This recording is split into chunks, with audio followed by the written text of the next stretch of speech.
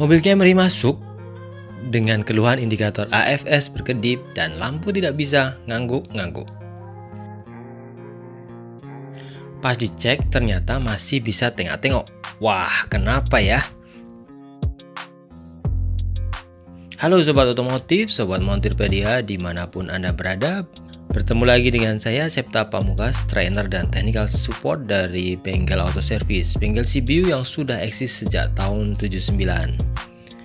Kali ini saya ingin membahas tentang AFS atau Adaptive Front Light System yang terpasang pada beberapa mobil menengah ke atas seperti pada Camry 3,5, Toyota Harrier, mobil-mobil Eropa dengan nama lain tentunya. Jadi sebenarnya teknologi macam apa ini? Sebenarnya teknologi ini dirancang untuk meningkatkan keamanan berkendara. Kalau kita ingin berbelok, maka lampu akan belok duluan. Sehingga memastikan bahwa di samping itu tidak ada apa-apa.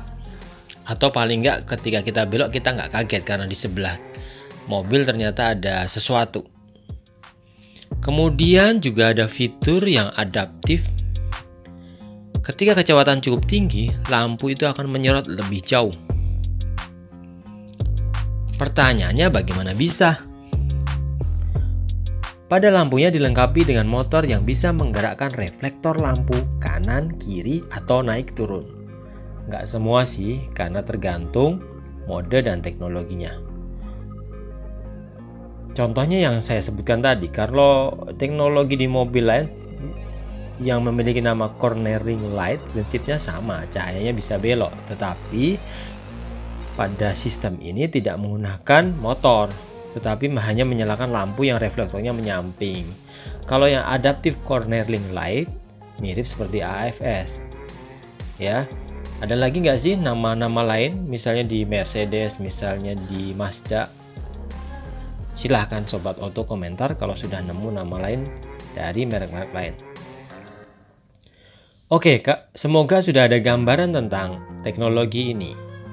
Sekarang bagaimana caranya bekerja dan mengatasi problem AFS berkedip ini? Pertama, yang harus kita lakukan tentunya kita harus scan dulu supaya kita tahu deteksinya menggunakan scan tools yang support dan bisa digunakan untuk akses serta bisa untuk aktuasi dan baca data stream. Kalau tidak punya scanner gimana? Sobat otomotif mau tebak-tebak? Problemnya bisa banyak loh. Bisa leveling sensornya, bisa unit lampunya, bisa juga modul lampunya. Bisa juga dari kabelnya sih. Mendingan jangan ambil resiko deh daripada nombok. Dah dapat nih. Ini kodenya. Kodenya adalah B2424 Headlight Beam Level Control Motor LH Loss Communication. Wah, ini kayaknya connection nih. Jadi kurang lebih yang bermasalah adalah lampu kiri dan masalahnya tidak bisa mengangguk.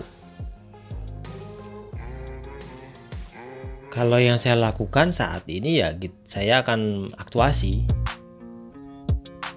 Kita harus masuk ke actuation test. Dan di sini ada beberapa pilihan, ada drive the leveling motor, ada drive swivel motor RH right, ada drive swivel motor LH left, atau AFS off indicator. Yang kita harus pilih seharusnya drive the leveling motor. Tapi ini saya coba tunjukkan dengan drive swivel motor LH.